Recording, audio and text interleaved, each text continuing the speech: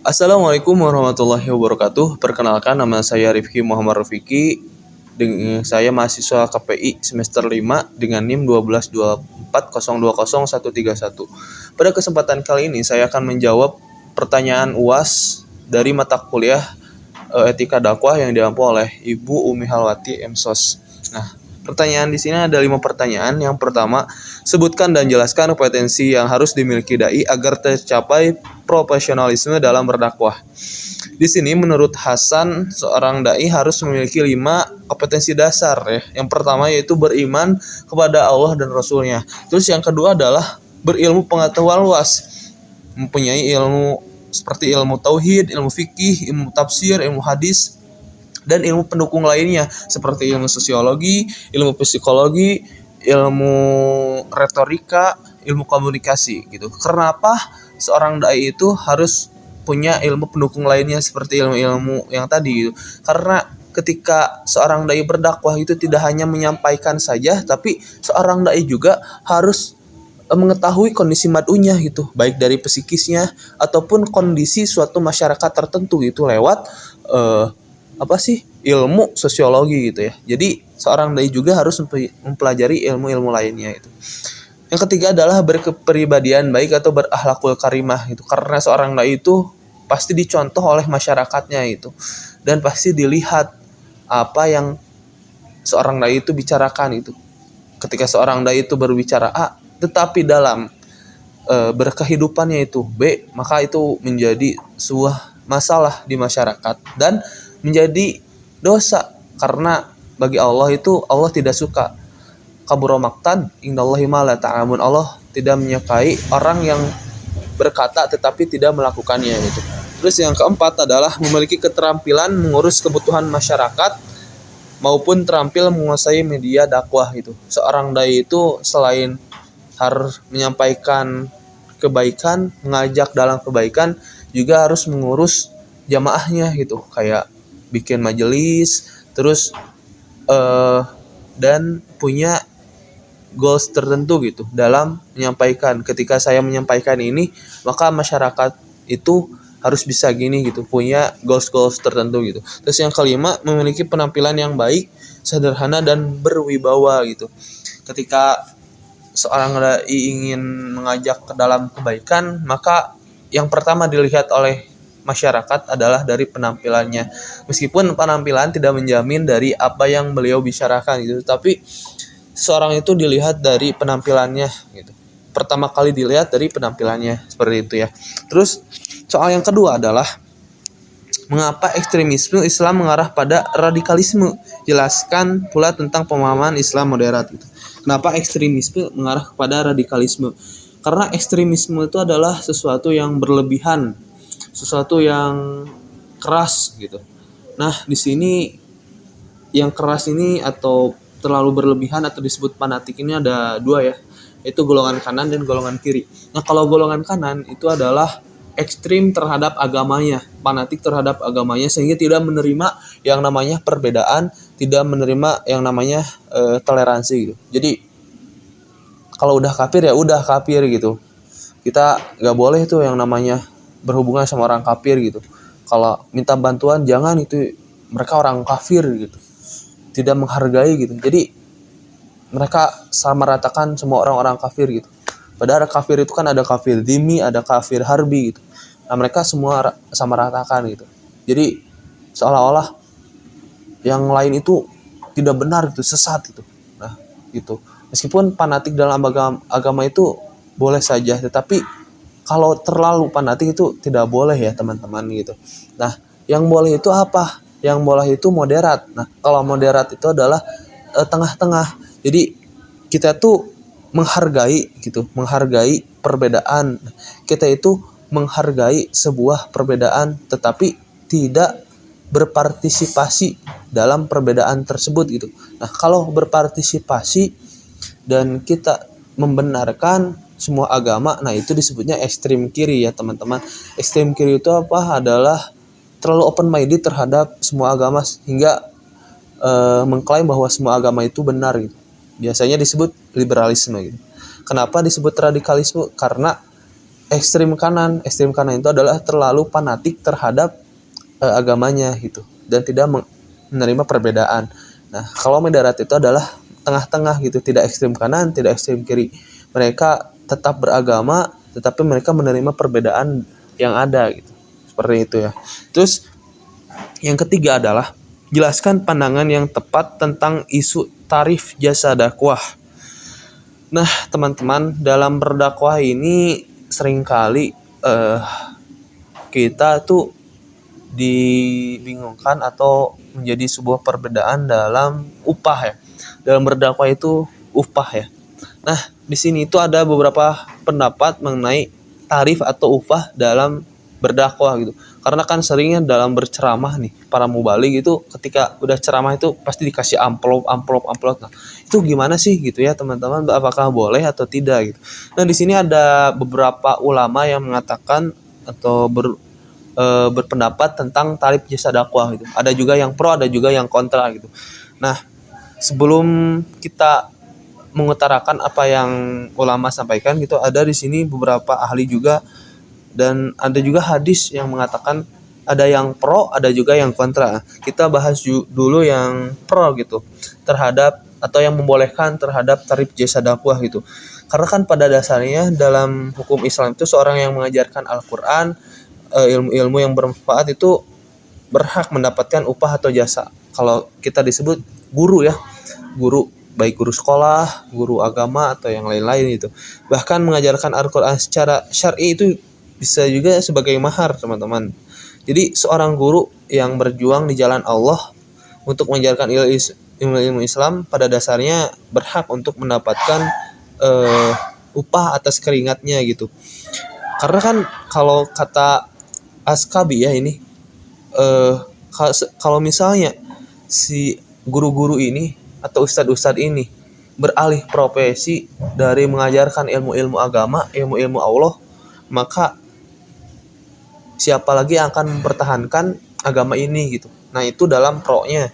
Nah, tapi dalam kontranya ada di dalam sebuah hadis, barang siapa mengambil sebuah busur saja sebagai upah dari mengajarkan Al-Qur'an, niscaya Allah akan mengalungkan kepadanya busur dari api neraka pada hari kiamat. Hadis sahih yang diriwayatkan oleh Sunan Al-Baihaqi gitu.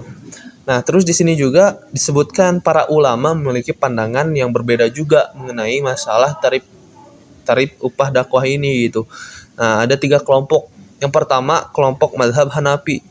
Mazhab Hanafi berpendapat bahwa memungut imbalan dalam berdakwah hukumnya haram mutlak, baik ada perjanjian sebelumnya ataupun tidak.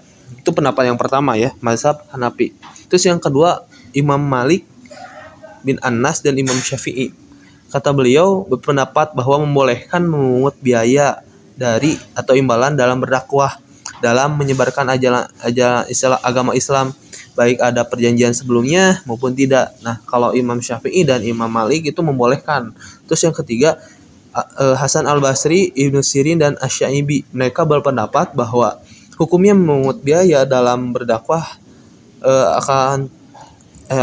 boleh hukumnya memungut bayaran dalam berdakwah, itu hukumnya boleh. Akan tetapi harus diadakan perjanjian terlebih dahulu gitu. Jadi kalau nggak ada perjanjian tuh itu hukumnya tidak boleh gitu. Jadi itu ada 3 pendapat dalam memungut tarif dakwah. Dan menurut saya sendiri sebenarnya dalam berdakwah itu seorang dai-nya tuh tidak boleh memungut, teman-teman.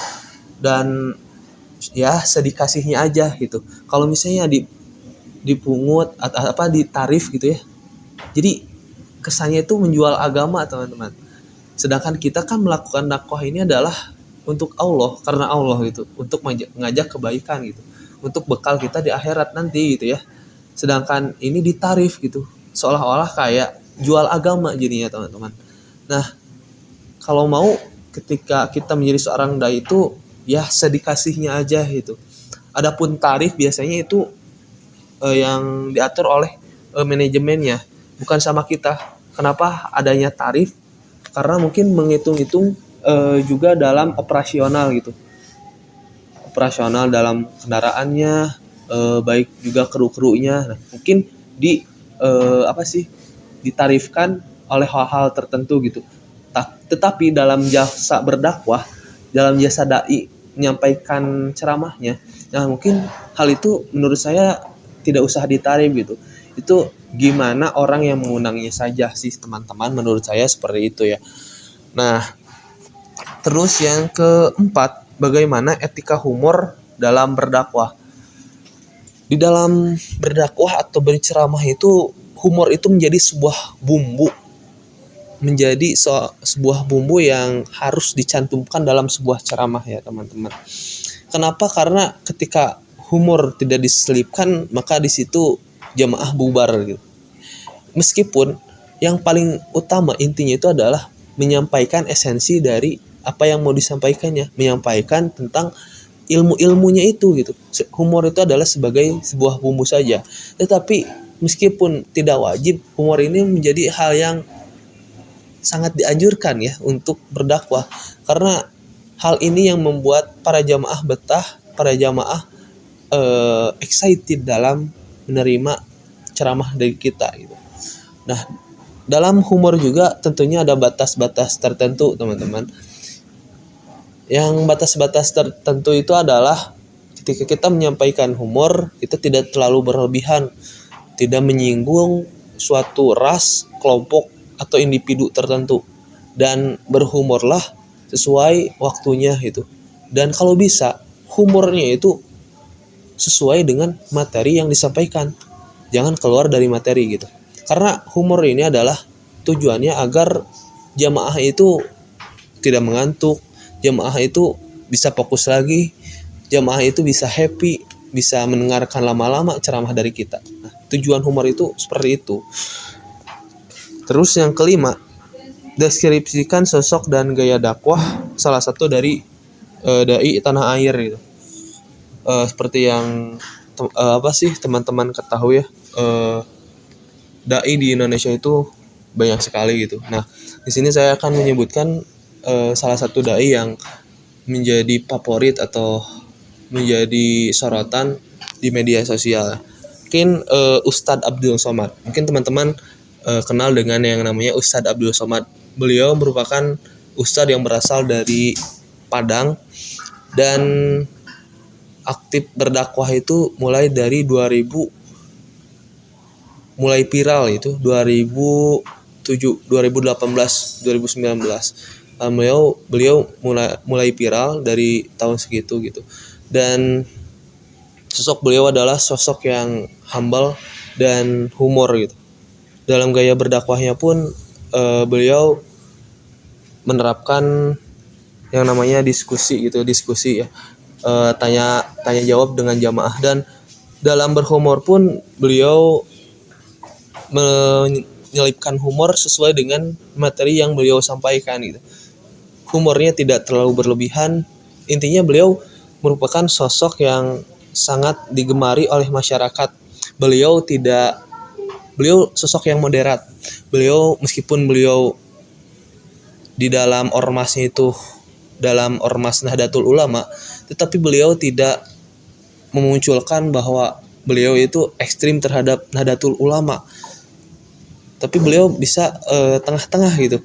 Beliau itu fleksibel terhadap semua mad'u, dan mad'u pun menerima dari semua dakwah beliau.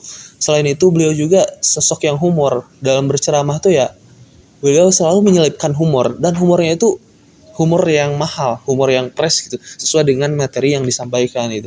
Bahkan meskipun beliau diterima juga pastinya ada yang tidak menyukai beliau gitu ya teman-teman. Terutama ada juga yang berkomentar bahwa apa yang disampaikan beliau itu adalah sebuah stand up comedy gitu. Ada yang katanya mau stand up comedy atau berceramah gitu. Padahal bila teman-teman lihat bahwa Ustadz Abdul Somad ini adalah sosok yang luar biasa gitu. Dalam menyampaikannya tuh jelas, dan dalam menyelipkan humornya juga sangat fresh gitu ya. Sehingga kita tuh betah mendengarkannya. Orang-orang tuh pasti menerima apa yang beliau sampaikan gitu. Dan ilmu juga Masya Allah luar biasa luasnya. Mungkin itu. Terus yang pertanyaan cabang dari pertanyaan 5 yang B itu apa yang saudara lakukan sebagai kontribusi membangun etika dakwah? Iya. Kontribusi saya sebagai mahasiswa KPI atau mahasiswa dakwah dalam membangun etika dakwah, tentunya saya tidak boleh yang namanya kaburomaktan. Saya harus bisa melakukan apa yang saya ucapkan. Saya berusaha menjadi sosok teladan, berusaha menjadi sosok yang bertakwa, yang pokoknya menjadi sosok yang lebih baik lagi. Karena selain menjadi seorang dai itu, selain dituntut ilmu luas, berakhlak karimah juga itu menjadi salah satu kompetensi dasar ya yang dimiliki oleh dai. Mungkin itu yang bisa saya sampaikan. Mohon maaf bila banyak kata-kata yang salah, mohon dimaafkan. Billahi taufiq wal hidayah. Assalamualaikum warahmatullahi wabarakatuh.